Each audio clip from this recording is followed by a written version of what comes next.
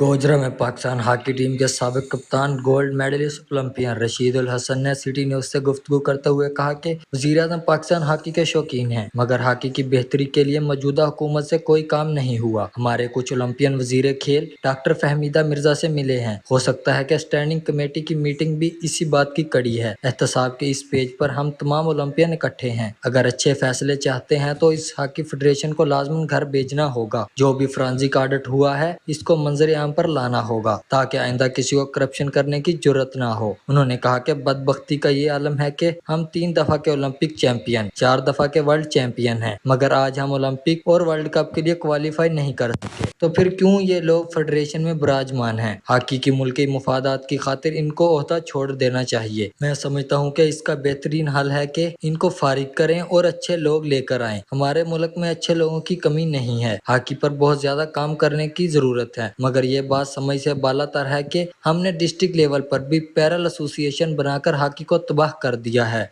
हम लाते हैं top news, आपके फेवरेट टॉक शोज और अनलिमिटेड एंटरटेनमेंट सिर्फ यूट्यूब पर। अगर आपने अभी तक हमारा चैनल सब्सक्राइब नहीं किया तो अभी सब्सक्राइब करें और बेल आइकॉन को क्लिक करके हमारी लेटेस्ट वीडियोस के बारे में अपडेट जानें।